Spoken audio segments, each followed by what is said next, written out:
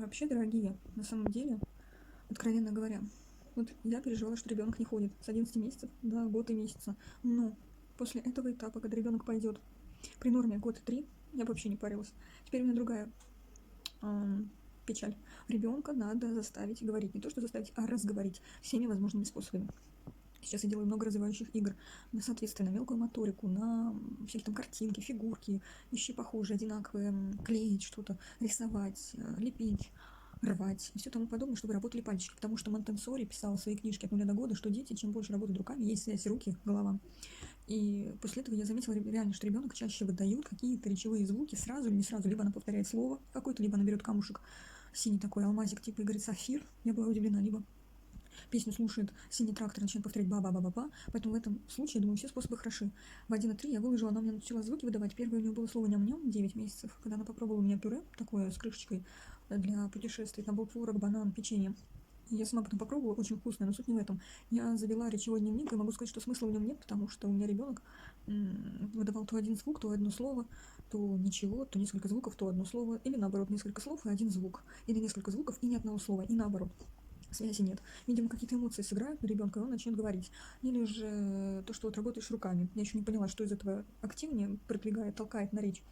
Или вот что помогает ребенку разговорить. Поэтому я обязательно включаю все песни, книги, стихи как можно чаще. На улицу выходим, солнце, сразу стишок. Выглянуло солнышко, блещет на лугу, я навстречу солнышку по траве иду. Это вообще песенка, но не суть. И всякие соответствия с погодой стишки, дома стишки, книжки вечером. Вот. Но опять же, Монтессори писал, у ребенка есть какие-то этапы. Волна разговоров, волна движений, волна молчания, волна слушания, когда он только слушает. И вы должны тоже заметить, что у ребенка это есть. И ловить волну именно разговоров. И у меня реально, я заметила, у меня бывает такая волна, я не могу отследить статистику, но когда именно эта волна начинает много болтать, либо на своем, либо на нашем языке.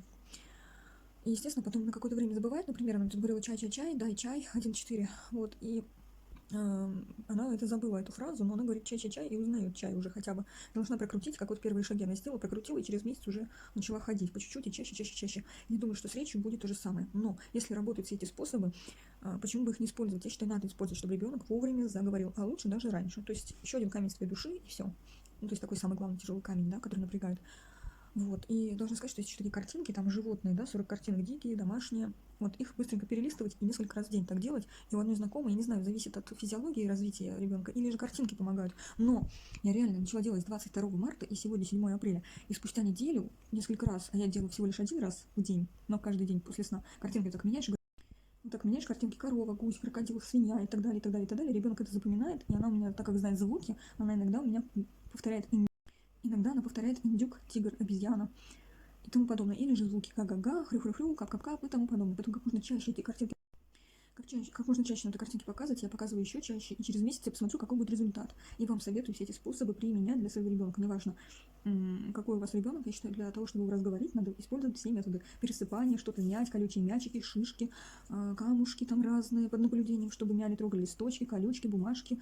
У меня в моем аккаунте можете посмотреть, там из Фикс-прайса очень много разных крутых вещей, которые именно для развития ребенка. Рис, там всякие вот эти вот пересыпать пальчиками по одному или сразу кучей, неважно. В общем, все методы хороши. Посмотрим, какой будет результат и когда.